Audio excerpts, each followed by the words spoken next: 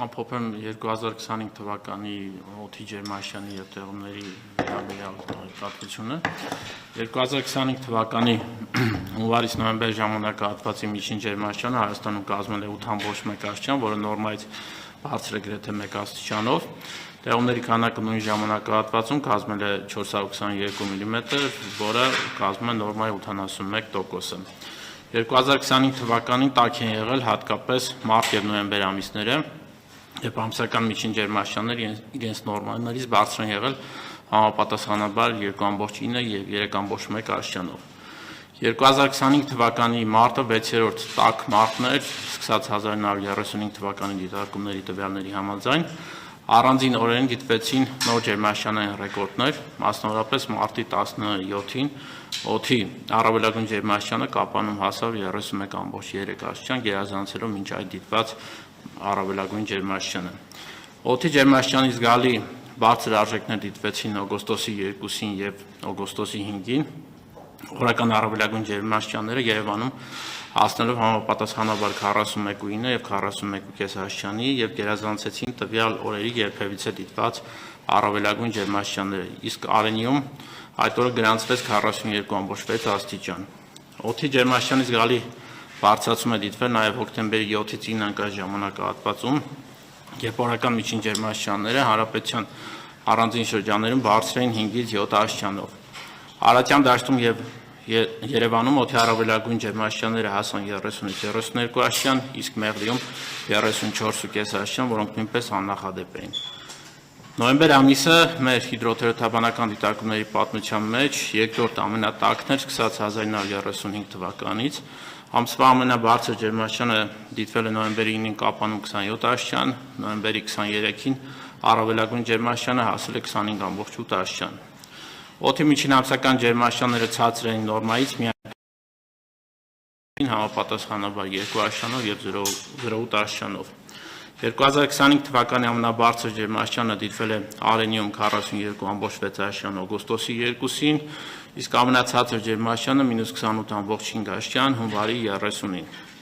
2025 թվականի ձմեռը հանդիսացավ ամենաչորը մեր հիդրոթերապևտաբանական դիտարկումների պատմության մեջ, սկսած 1935 թվականից։ Տեղումների միջին քանակը Հայաստանում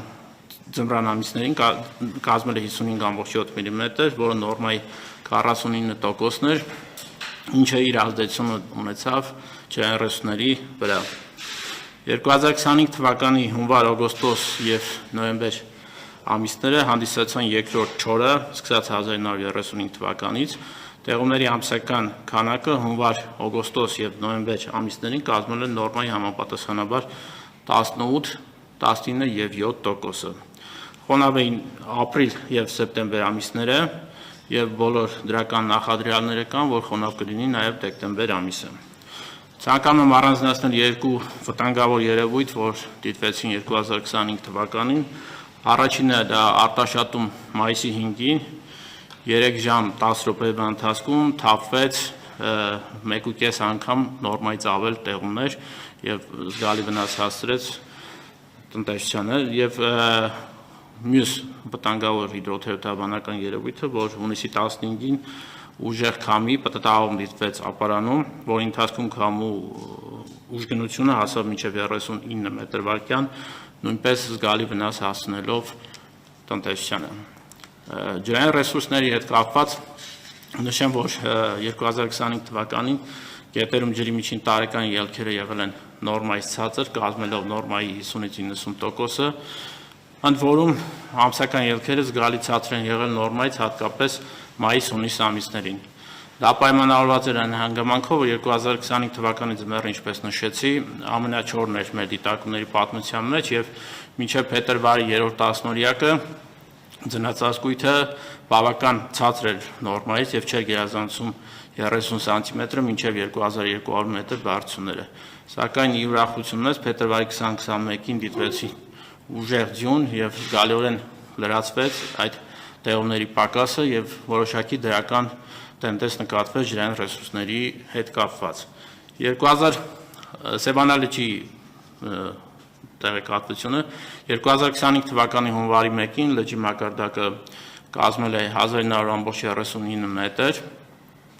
Վերջինս մինչև հունիսի 8-ը բարձրացել է 38 սանտիմետրով, կազմելով 1977 մետր։ Հունիսի 9-ից սկսած լճի մակարդակը մինչև դեկտեմբերի 28-ը այսօր ներառյալ իջել է 55 սանտիմետրով եւ այսօրվա դրությամբ լճի մակարդակը կազմում է 1922 մետր, ինչը նախորդ տարվա նույն օրվա մակարդակից ցածր է 17 սանտիմետրով։ Լճի ծավալը կազմում է 37.8 կիլոմետր խորանարդ, իսկ մակերեսը 1275 կիլոմետր քառակուսի։ Արտասևան ջրատարով սևանալիչ տեղափոխված ջրի քանակը մինչև դեկտեմբերի 28-ը ներառյալ կազմում է 119.6 միլիոն, որը 65.4 միլիոնով պակաս է նախորդ տարի նույն ժամանակահատվածում տեղափոխված ջրի քանակից, իսկ ոռոգման նպատակով ջրի պաստողումը սկսվել է հունիսի 6-ին եւ շարունակվել մինչև սեպտեմբերի 27-ը։ Այդ ժամանակահատվածում լճից պաստողված ջրի ծավալը կազմել է 170 միլիոն 965 հազար, ինչը 49.9 միլիոնով ավել է 2024 թվականի ցուցանիշից։ 2025 թվականին մենք ՊՕԱԿ-ի կողմից դիտարկվող 5 խոշոր ջրամբարներից 3-ում Ախուրյանում, Ազատում եւ Մարմարիկում ունեցանք 100% լցվածություն, իսկ Ալփի, Լիճ եւ Ապարինի ջրամբարում 51% լցվածություն։ Այսօրվա դրությամբ ՊՕԱԿ-ի կողմից դիտարկվող 5 խոշոր ջրամբարներում ջրի ծավալի գումարային մեծությունը կազմում է 252 միլիոն խորանարդ մետր, որը 2024 թվականի նույն օրվա մեծության համեմատ 137 միլիոն խորանարդ մետրով պակաս է։